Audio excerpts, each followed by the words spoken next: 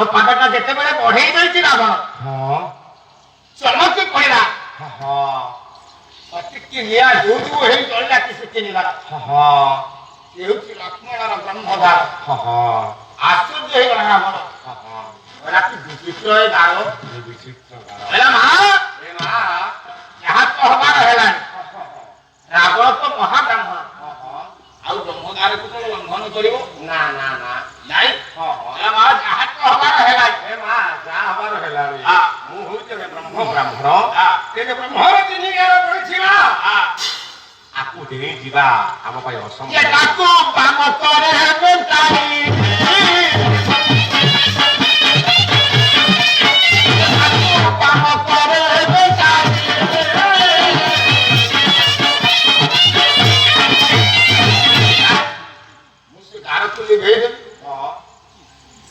লিভেইদেলা পরে তুমি বাহারକୁ ଆସିବ କାହିଁକି ନା କୁଟୀର ଭିତରେ ଭିକ୍ଷାର ସନ୍ନ୍ୟାସୀ ମାନଙ୍କର ଧର୍ମର ବା ବିରୋଧ ନା ନା ରାବଣ ଗୋଟା ଗୋଟା କରି ଗାର ଲିଭେଇବା ପାଇଁ ଗଲା ନାଇଁ ବାହାରି ନା କୁଟୀର ସେପଟରେ ରହି ସୀତା ଆଜି ଫଳ ମଞ୍ଜୁରୀକୁ ଧରି ପଢେଇ ଦେଲେ ଆଜି ରାବଣ ନିକଟକୁ ଏତିକି ବେଳେ ରାବଣ ସ୍ୱର କଳା କଣ ସୀତାଙ୍କର ବାମ ହସ୍ତକୁ ଧରିଲା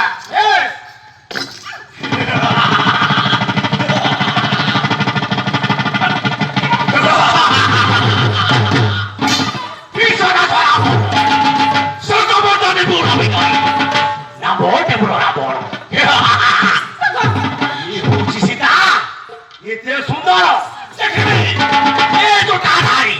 ମୋ ସମ୍ମୁଖ ରକ୍ଷା କରିବ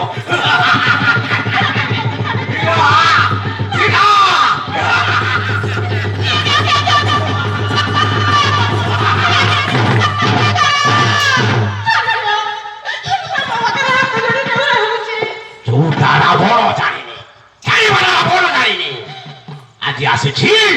ସାଥିରେ ନେଇକି ଯିବ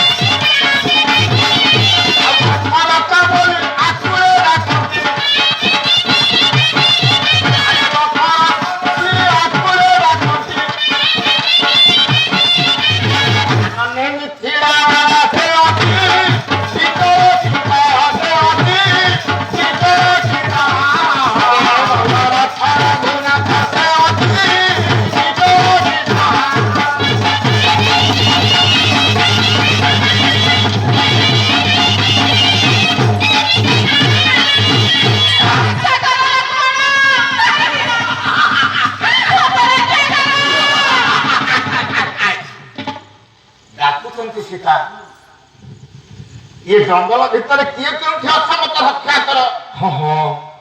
ये पापिष्ट रावण मत लंका घर को धरी देउची कांदिले वृक्ष माने कांदिले पशु माने कांदिले इत्यादि इत्यादि जंगल जेते पक्षी माने थिले ए मा किंतु एतिकी बेले नृत्य करी दळे हसिले काई गाड़ी हसिले कहले बढ़िया से किए ना स्वर्गपुर अमर बृंद बृंद बाद्य बजेले हसी लगे ठीक समय ठीक कथा घटी आज ब्रह्मांडर बर सफल होगा रावण सीता को चोरी कर जंगल पुष्प वृष्टि कले कहीं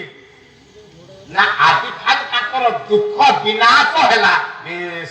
बसैला पुष्प को जान रावण अरे कौन दुख विनाश है दुर्देव कुह मत रावण आउ केते दिन बंचो ये बृहस्पति पांडी देखी कहीदेले अरे ब्रह्मदेव आज ये रावण हमारी बड़ भला रावण हमारी बड़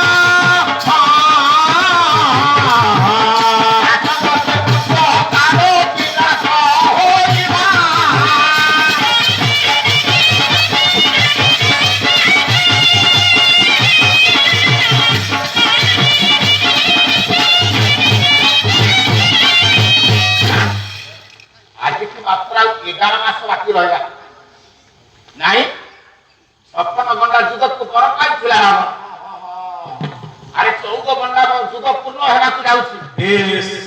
13 ଗଣ୍ଡା ଦ୍ୱିତୀୟ ଯୁଗରେ ପହଞ୍ଚିଛି ରାବଣର ବୟସ। ଆଉ ମାତ୍ର 11 ମାସ ବାକି ରହିଲା ସୀତାଙ୍କୁ ଚୋରି କରି ନେବା ଯିବା ଠାରୁ।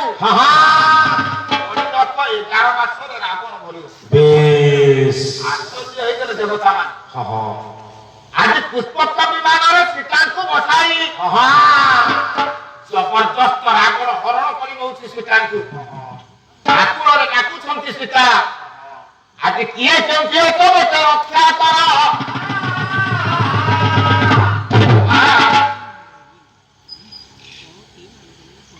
ଏତିକି ବେଳେ ହେଲା କଣ ପହଞ୍ଚି ଯାଇଛନ୍ତି ଆକାଶ ମାର୍ଗର ଦଶାନନ। ସୀତାଙ୍କୁ ହରଣ କରି ରାବଣ ନେଇ ଚାଲିଗଲା ଲଙ୍କା ବେଳକୁ। ଆଉ ପଣ୍ଡିତ ଦଣ୍ଡିତ ଖଣ୍ଡିତ ହେ ମୋର ଧୀରେ ଧୀରେ